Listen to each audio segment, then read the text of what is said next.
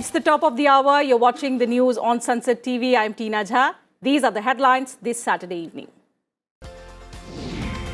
Second part of budget session of Parliament to start at 11 a.m. on Monday. Rajya Sabha gets additional time of 19 hours over 19 sittings.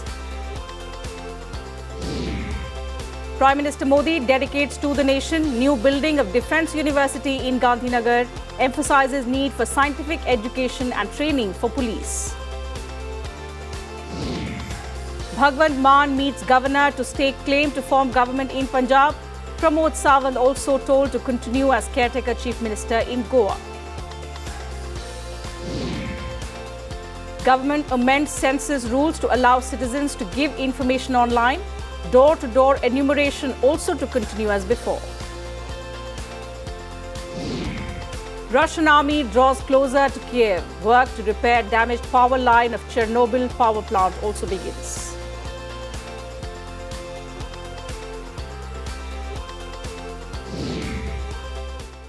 A look at some other important news of the day in News Flash. Indian Embassy in Moscow says no security reasons for Indian students to leave Russia at present. Nepal thanks India for evacuating 4 of its citizens from Ukraine. 3,614 new COVID cases in India in the last 24 hours, the lowest since May 2020. RBI bars Paytm Payments Bank from opening new accounts with immediate effect. Union Minister Hardeep Singh Puri launches India Water Pitch Pilot Scale Startup Challenge. The government identifies 18 major platforms for industry-led design development in defence sector. The Prime Minister and the Chief Minister of Delhi expressed grief over tragic fire incident in Delhi's Gokulpuri area. 10 lakh rupees ex gratia announced for the families. Alliance Air flight with 55 passengers goes off runway at Jabalpur, probe announced. Odisha to experience heat wave next week, says Weather Office. And rare green sea turtle found in Sindhudurg district of Maharashtra.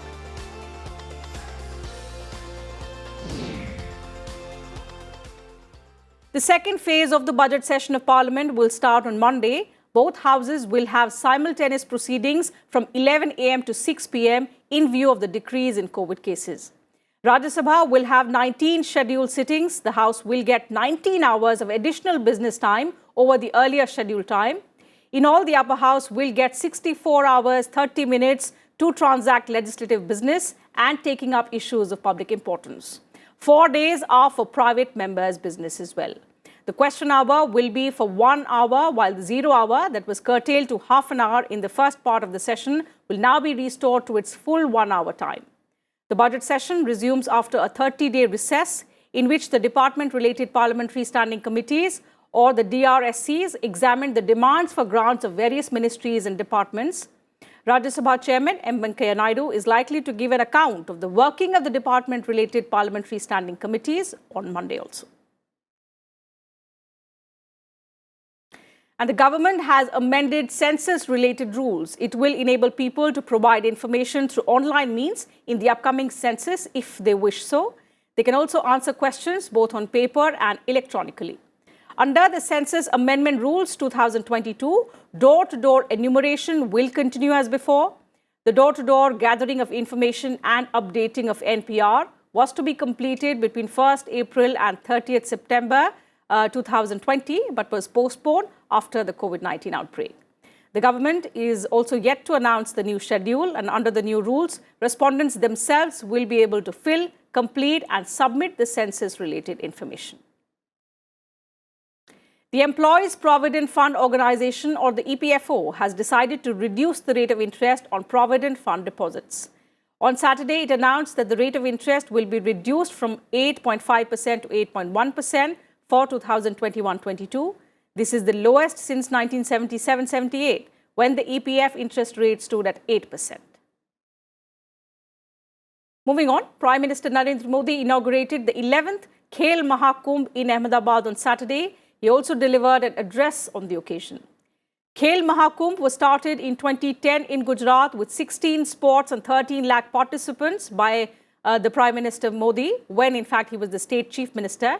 Today it has 36 general sports and 26 para sports. More than 45 lakh sports persons have registered for the 11th Kale Mahakuma. खेल महाकुंभ के खिलाड़ियों को सहयोग देने की जिम्मेदारी भी सरकार उठा रही है और ये जो लगातार अविराम प्रयास किए गए, खिलाड़ियों ने जो साधना की, और जब खिलाड़ी प्रगति करता है तो उसके पीछे एक लंबी तपस्या होती है.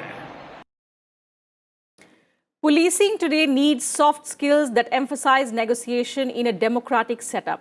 Prime Minister Modi said this on Saturday while delivering the first convocation address of the Rashtriya Raksha University at Ahmedabad.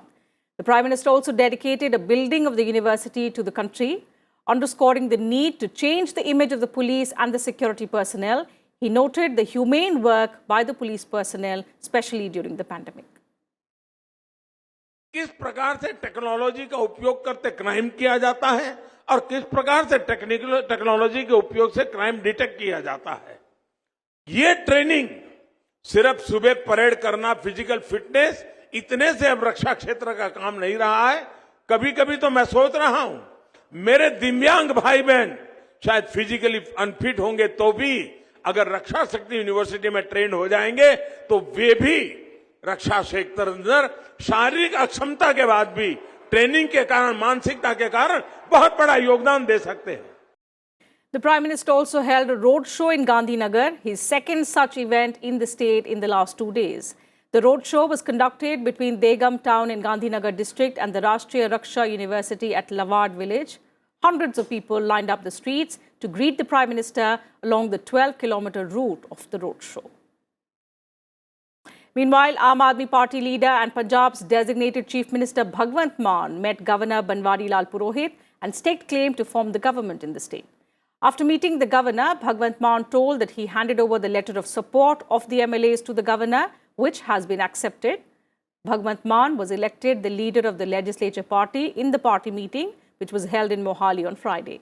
The swearing-in ceremony will be held on the 16th of March at 12:30 in Nawa Shahar district in Khatkar Kala, the native village of freedom fighter Bhagat Singh. Aam Aadmi Party's national convener and Delhi Chief Minister Arvind Kejriwal has been invited for the swearing-in ceremony. The Aam Aadmi Party has won 92 seats in the 117-member Punjab Assembly. ਤੇ 16 March ਨੂੰ 12:30 ਵਜੇ ਖਟਕੜ ਕਲਾਂ ਵਿਖੇ ਸਹੁੰ ਚੁੱਕ ਸਮਾਗਮ ਹੋਊਗਾ.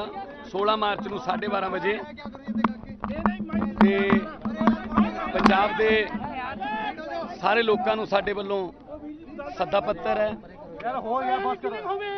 ਕੱਲੇ ਕੱਲੇ ਪੰਜਾਬੀ ਨੇ ਸਹੁੰ ਚੱਕਣੀ ਹੈ ਉਸ ਦਿਨ. ਪੰਜਾਬ ਨੂੰ ਦੁਬਾਰਾ ਪੰਜਾਬ ਬਣਾਉਣ ਦੀ ਸਹੁੰ ਚੱਕਣੀ ਹੈ. And Goa Chief Minister Pramod Sawant has resigned from the post to pave the way for the formation of a new government in the coastal state. Pramod Sawant met Governor P.S. Sridharan Pillai at Raj Bhavan and submitted his resignation.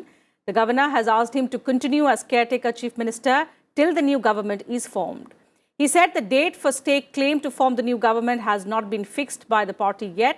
The BJP has emerged as the biggest force by winning 20 seats in the 40-member Legislative Assembly in the election results that came 2 days ago. अभी तक शपथ विधि का decision नहीं हुआ है. अभी जब तक ऑब्जर्वर केंद्र से ऑब्जर्वर चारों राज्यों में जाएंगे और चारों राज्यों में एक साथ डेट मिलेंगी और उसी के साथ में सभी का शपथ विधि की डेट डिसाइड की जाएगी. Moving on to all the news now from the Russia-Ukraine conflict.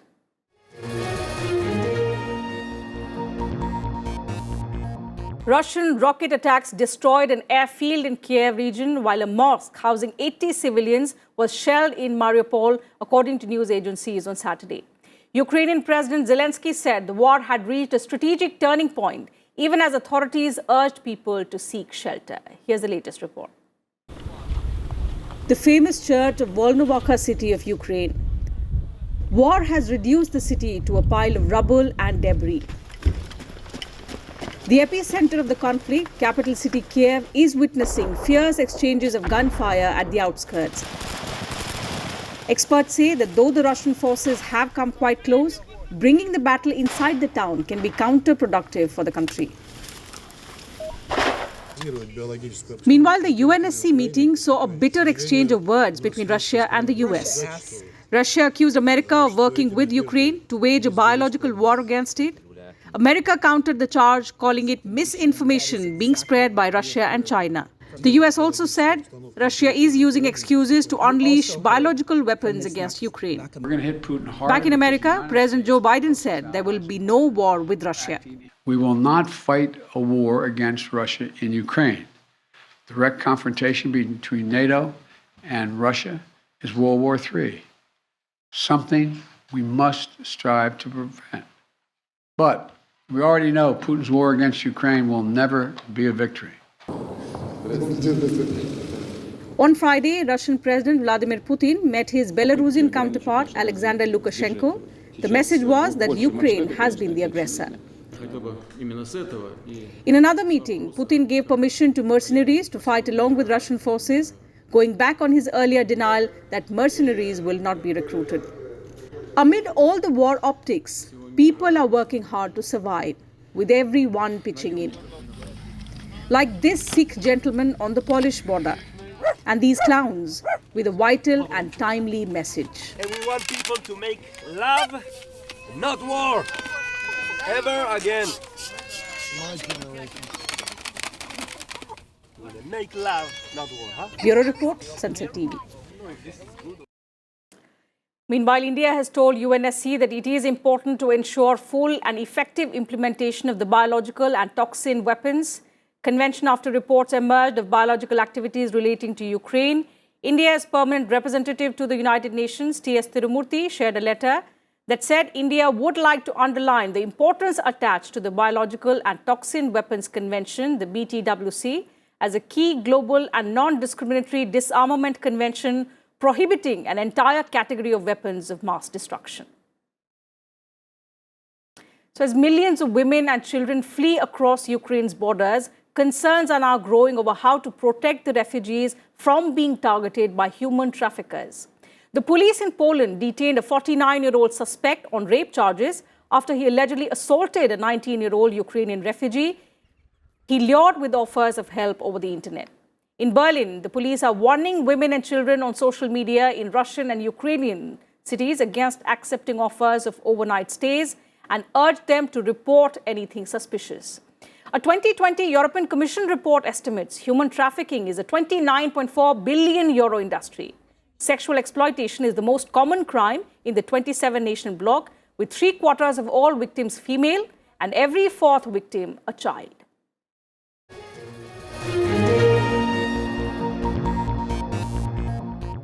The world's grain bowl is overflowing, but as many as 821 million people could face global hunger. How's that? Details on this story after a quick break. Do stay with us.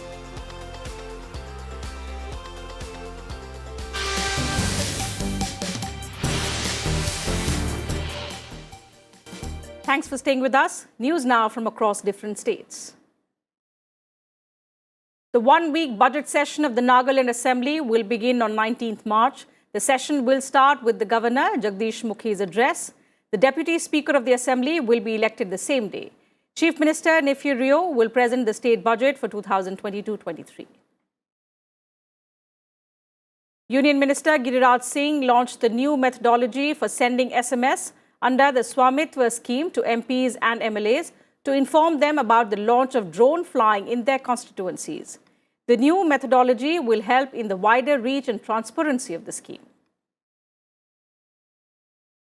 Madhya Pradesh Chief Minister Shivraj Singh Chauhan laid the foundation stone of several development projects along with Union Minister Narendra Singh Tomar in Shiopur.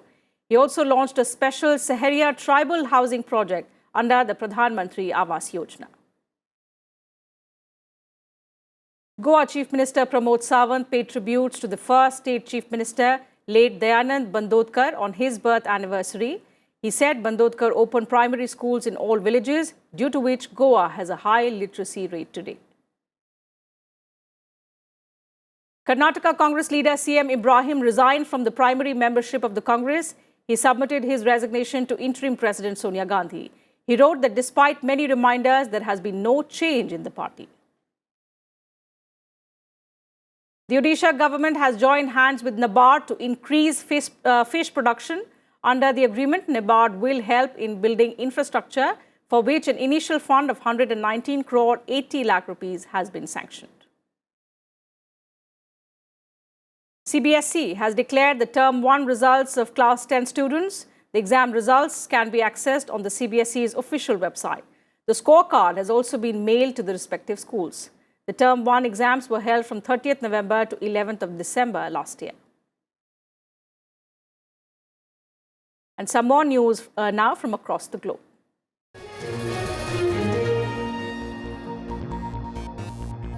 "11 years after the Fukushima Daiichi nuclear power plant meltdown triggered by a massive earthquake and tsunami, most of the radioactive debris blasted by hydrogen explosion has been cleared. The torn buildings have been fixed, but much remains to be done, and there is saying how many decades it is going to take. At the cleanup of one of the world's worst nuclear meltdowns, helmeted men are wearing regular work clothes and surgical masks these days. Gone are their coveralls and full-face masks. The workers are preparing for the construction of an Olympic pool-sized shaft to dispose of treated radioactive water that now exceeds 1.3 million tons stored in 1,000 tanks. Despite the progress, nearly 900 tons of melted radioactive nuclear fuel melted inside the reactors, and its removal is an unprecedented challenge. The government has a decommissioning roadmap aiming for completion in 29 years, but experts call it an optimistic target. 24 of Japan's 60 reactors are headed for decommissioning because of the high cost needed to meet safety standards set up after the Fukushima disaster. On 11th of March 2011, a magnitude 9 earthquake caused a 56 feet high tsunami that destroyed cooling plants and caused 3 Fukushima reactors to melt and throw out radiation. 160,000 residents were forced to evacuate. Parts of the neighborhood are still uninhabitable.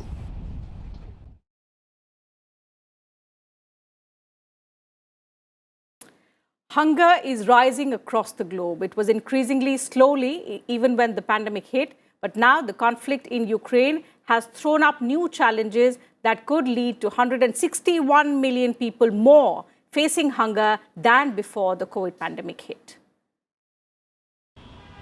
The head of the Committee on World Food Security says nearly 821 million people are facing hunger worldwide, and the numbers could be driven even higher by the war in Ukraine.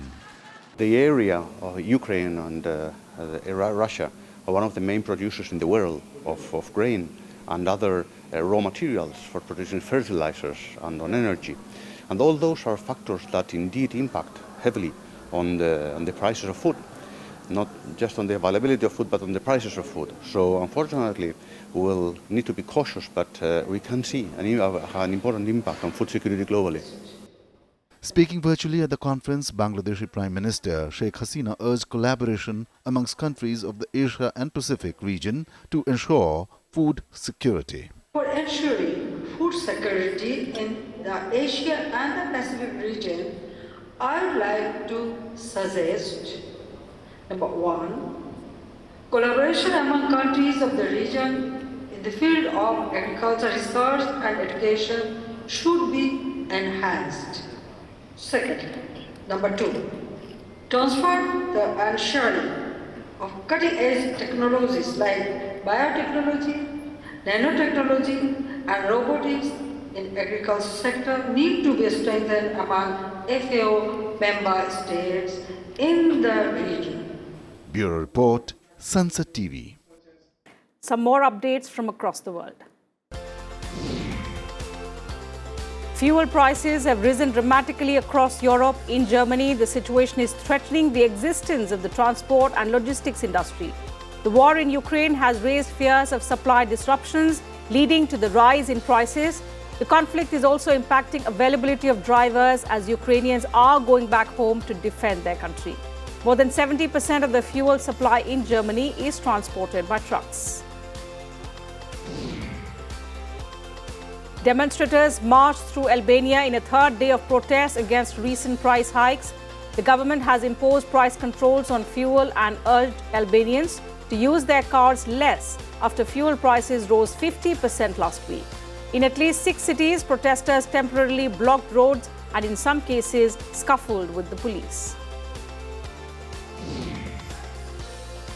Clashes erupted outside Argentina's Congress building when dozens of activists threw stones and set fire to tires and garbage containers. The melee occurred as lawmakers debated a legislation needed to approve Argentina's agreement with the IMF on refinancing a $45 billion debt. The government says the agreement is needed to avoid default on the loans and problems for the economy.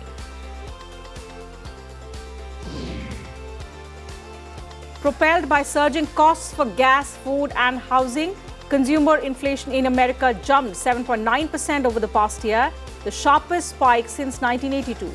The increase reflected the 12 months ending in February. It did not include oil and gas price increases that followed Russia's invasion of Ukraine. Even before the war, robust consumer spending, pay hikes and supply shortages had sent US inflation to its highest level in 4 decades. Russian officials have asked for the return of 25 works of art on loan to 2 shows in Milan. The works include 2 pieces on display on Renaissance artist Titian, including the young woman with the feathered hat, as well as a Canova sculpture. Russian officials are expected to pick up the artworks before the exhibit closes in the last week of March.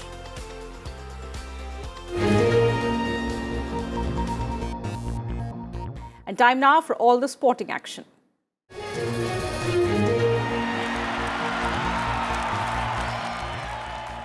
The Indian campaign in the Women's World Cup is back on track. After their loss to New Zealand, India today defeated the West Indies by a huge margin of 155 runs. Batting first, India posted a big total of 317 with the help of 2 centuries from Smriti Mandhana and Harmanpreet Kaur. In reply, West Indies got off to a flyer with their 100 coming in just 12 overs without losing any wicket.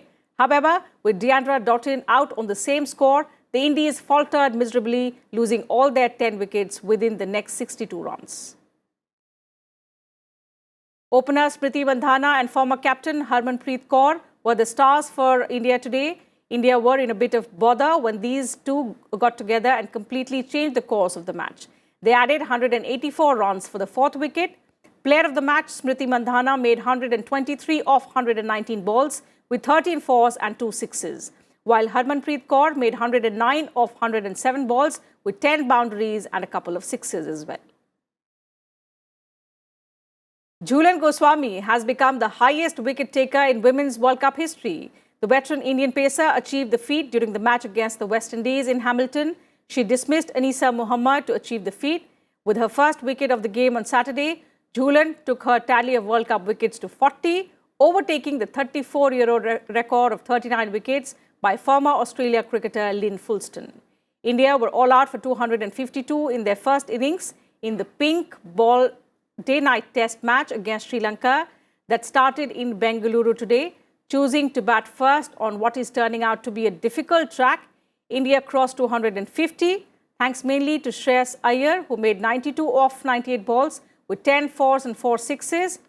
Hanuma Vihari made 31, Virat Kohli 23, and Rishabh Pant contributed 39 runs.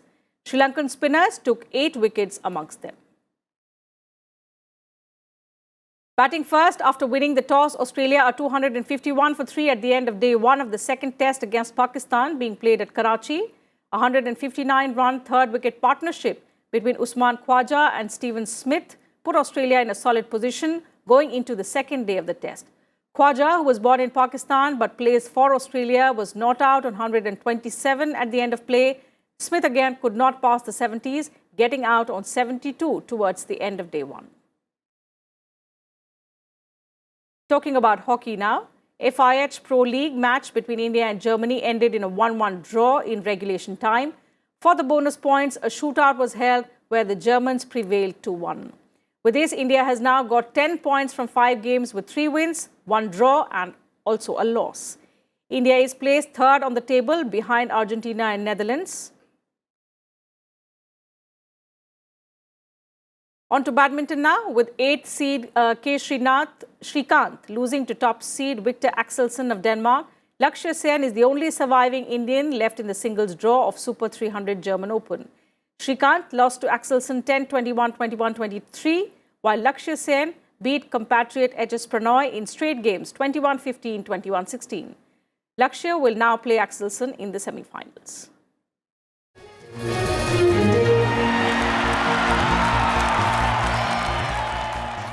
And before we wind up the bulletin, a quick relook at the headlines.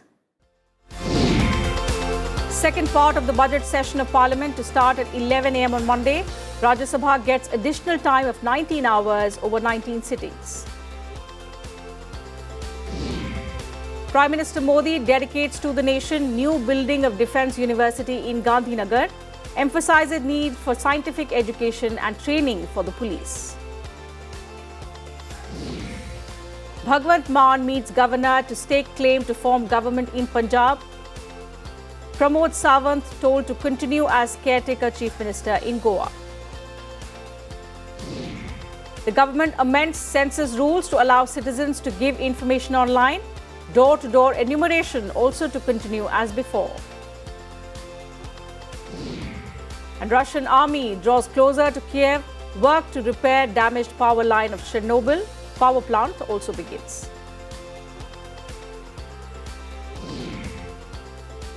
So that's it from us in this bulletin. Thank you for your time. Good night.